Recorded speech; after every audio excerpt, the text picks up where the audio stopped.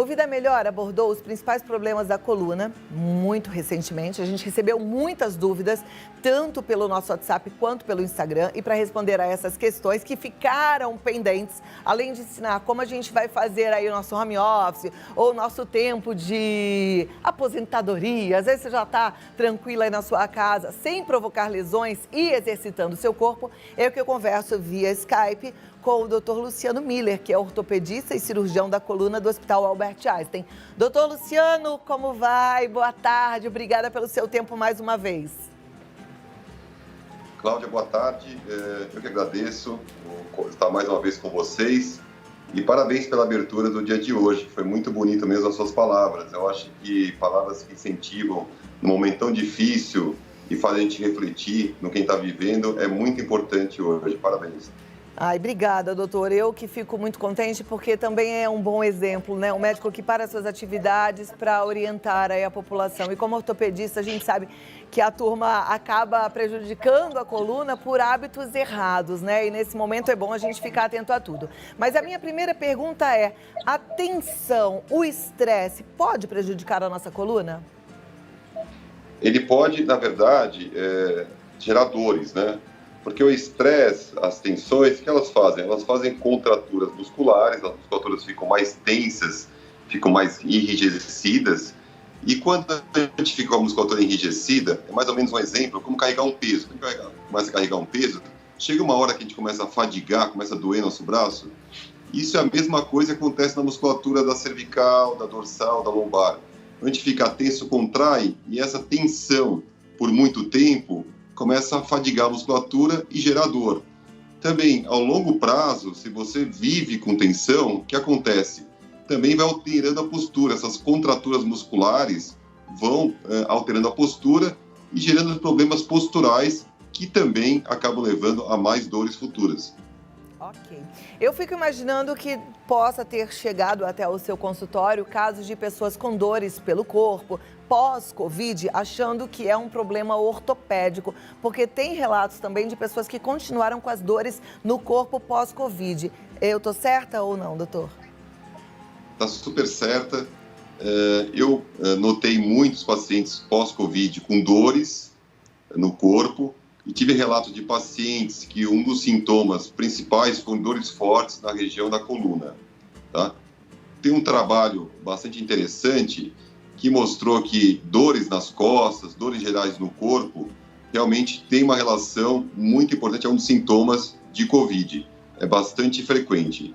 E lógico, o paciente que depois teve Covid e perdeu musculatura, também pode ter uma dor por alteração da própria musculatura, por fadiga no corpo, começa a forçar e começa a gerar dores em todo o nosso corpo. Tá joia. Hoje a gente vai falar um pouquinho sobre como cuidar do nosso corpo, dos exercícios em casa, sem causar lesões, né?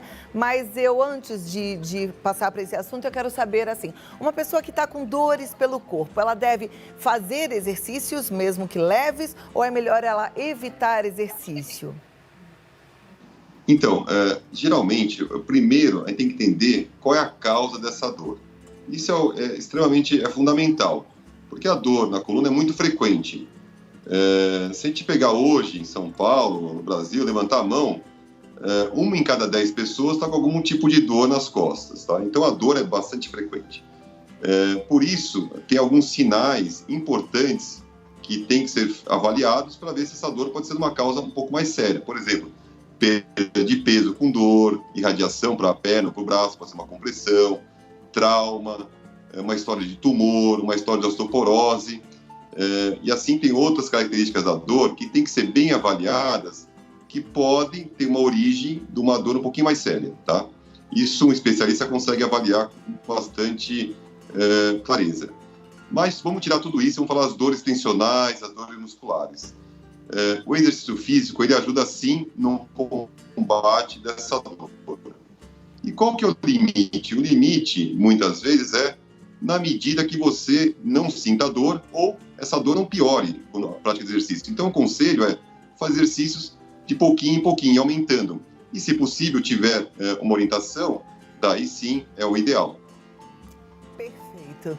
Tem muita gente trabalhando de casa e quando a gente trabalha em casa, a gente tem alguns hábitos, né? Tem muita gente que faz direitinho, coloca o computador em cima da mesa, puxa a cadeira, senta na postura correta, mas muita gente acaba pegando o computador em cima do colo, no sofá, às vezes deitado na cama. Essas más posturas, elas podem prejudicar a nossa coluna? Sim, podem prejudicar, por quê? Porque uma má postura começa a forçar áreas do corpo. Por exemplo, você sentar na beira da cama sem um apoio para as costas, você começa a colocar muita pressão na sua coluna, nos discos, nas articulações da coluna, e isso pode, com o tempo, ir causando dores. Também uma posição inadequada, você começa a contraturar, a forçar uma musculatura do lado esquerdo mais que o direito, começa a acontecer desequilíbrios musculares, e isso vai gerando dor, e vai piorando essa dor. Então, o conselho, trabalhar de home office é uma realidade hoje, mas procure uma cadeira que tenha apoio, uma altura dessa cadeira adequada, que tenha... qual é a altura adequada? Como escolher uma altura adequada? Que você, quando você senta nessa cadeira, o ângulo do seu corpo, do seu tronco, com a coxa é 90 graus, e o joelho, o ângulo do joelho, com a sua perna também 90 graus. Uma cadeira que se consiga apoiar seus pés totalmente no chão. Não fica nem levantado e nem muito solto, tem que ir muito baixa a cadeira. Isso é o ideal.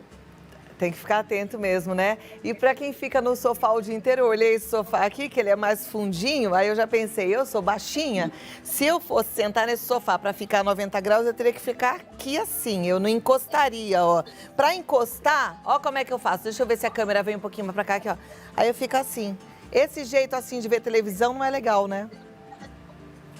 Não é o ideal, assim, mas se você estiver relaxado, daí vai pegar um pouquinho mais o cervical, você vai proletir bastante a cervical. Então, a maneira certa de sentar. Duas dicas. Então, Cláudia, como você está no sofá, se possível, colocar essas almofadas atrás para deixar um pouquinho mais reta a sua posição. E aonde te deve sentar na a posição de sentar. Coloque as duas mãos embaixo no glúteo e se você apertar o glúteo, tem aqueles dois ossinhos, chamado isquio. O ideal é tentar sempre sentar nesses ossinhos. Aí a posição correta. Sentado em cima do isquio e você coloca o dedo assim, aonde está o isquio, que é o ossinho que fica mais saliente na região do glúteo. Perfeito. Vou dar um tempo aí para você que está em casa fazer esse teste. Senta aí no sofá. E quem mandou a pergunta, segura. A gente já tem várias perguntas. Já o doutor Luciano responde. Quem não mandou, dá tempo no 11 9 50 45 18 40. Me dá 2 minutinhos, doutor, e eu volto? Então, até já. Agora é o seguinte, vamos lá. Vamos continuar aqui com o Dr. Luciano Miller, vamos continuar aprendendo sobre o funcionamento do nosso corpo e respondendo agora as perguntas que já chegaram via WhatsApp. E elas vão aparecer aqui no nosso vídeo. Cadê o Dr. Luciano? Tá aí? Tá? Tá conectado? Estou aqui. Está aí. Que bom, então. Estou aqui, estou conectado. A gente já tem algumas perguntas, doutor, e eu já vou passar e vou aproveitar para convidar as pessoas que não mandaram ainda para mandarem também, no 11 9 50 45 18 40, tá? A primeira é, com 60 anos ainda é possível corrigir a postura? Sim, sempre é possível melhorarmos nosso corpo, independente da idade, mais jovem, com 50, 60, 70, 80 anos, sempre é possível a gente melhorar. O exercício físico apenas tem que ser feito de acordo com a nossa idade, com os problemas a mais que a idade vai aparecendo, como osteoporose, algumas doenças, hipertensão, tudo. Mas o nosso corpo, a gente sempre pode melhorar e é importante a gente tentar sempre cuidar dele, que é o que Deus nos deu, então cuide bem do seu corpo. Tá, joia. Doutor Luciano, eu vou aproveitar para te perguntar uma coisa que é curiosidade minha. Às vezes eu vejo umas pessoas assim, ó, corcundinhas, e eu tenho vontade de fazer assim, sabe? Na pessoa. Isso faz mal ou a gente pode fazer? E aí eu tô pensando já até nas pessoas mais idosas. Tem aqueles extensores de coluna que a gente prende aqui no braço e puxa para trás. Isso, ok? Funciona? Isso ajuda inicialmente para manter a postura, para conseguir ter uma visão melhor da nossa postura, para tentar corrigir. Mas só ele, sozinho, não é suficiente. Por quê? Porque ele não vai trabalhar a musculatura. O importante é a gente também fortalecer a nossa musculatura. Mas esses esses apoios, esses tensores, eles ajudam sim a ter uma lembrança da postura correta. Agora, como você falou, se uma pessoa jovem você fazer instalar, tem menos problema. Agora, uma pessoa de mais idade pode ter já uma osteoporose, pode ter alguma artrose, e esses estalos podem até piorar a dor, ou piorar ou causar dor na coluna. Tá, mas pode acontecer da pessoa que ficou assim durante muito tempo não conseguir mais colocar a coluna dela no lugar? Ela tá assim com a coluna meio que travada? Pode, principalmente porque a coluna a gente tem que avaliar se a má postura é só muscular, é só musculatura realmente que está encurtada, ou também se tem alguma alteração óssea já, se tem alguma fusão óssea, se tem alguma osteoporose, por exemplo, um colabamento da vértebra, isso vai perdendo altura e isso daí já é mais difícil de reduzir. Agora, quando é muscular, a gente consegue melhorar. Por isso, começar o quanto antes e pensar o quanto antes numa boa postura. Tá, ok. Próxima pergunta, então, já vai para a tela. Sinto muita dor na coluna ao andar e principalmente ao ficar em pé por muito tempo. Por que isso acontece? Gente, nas próximas perguntas, mandem, por favor, o nome e a cidade para eu poder mandar um oi para vocês, tá bom? Mas, doutor, muita dor na coluna ao andar e quando fica em pé, por quem? Isso é uma excelente pergunta. Então, vamos dividir a pergunta em duas partes. Pode ser tanto do disco da coluna, tá? Que é a parte da frente. A gente sabe que entre as vértebras a gente tem o disco intervertebral, que o disco ele é um amortecedor da coluna e ele pode causar hernia de disco, rupturas pequenas, degenerações desse disco. Então, ele fica um pouco mais frágil. Quando a gente coloca pressão nesse disco, quando a gente fica em pé, ele pressiona essa região, essa almofadinha, e daí pode gerar dor, pode causar uma inflamação e gerar dor. Isso é bastante comum. Mas também a gente não pode esquecer a parte de trás da coluna, que tem o que a gente chama das facetas articulares, das articulações da coluna, que são articulações como a do joelho, como do quadril. Que a articulação nada mais é que ela é recoberta por cartilagem. Essa cartilagem serve para ajudar a deslizar uma articulação na outra e também para evitar dor. Por quê? A cartilagem é como se fosse o esmalte do dente, ele protege, uma capa protetora. Quando, a uma certa idade, algumas pessoas podem começar a perder essa capa protetora, essa cartilagem, e embaixo dela tem osso, e o osso tem nervo, então essa pressão começa a causar dor. E quando a gente fica em pé e começa a andar, começa a atritar, tem atrito, movimentação dessa articulação, e nos pacientes, então, que tem um pouco de desgaste dessa articulação, chamado artrose, esse desgaste pode levar a dores na movimentação, ou quando a gente fica muito de pé, que a gente pressiona mais essa articulação. Ok.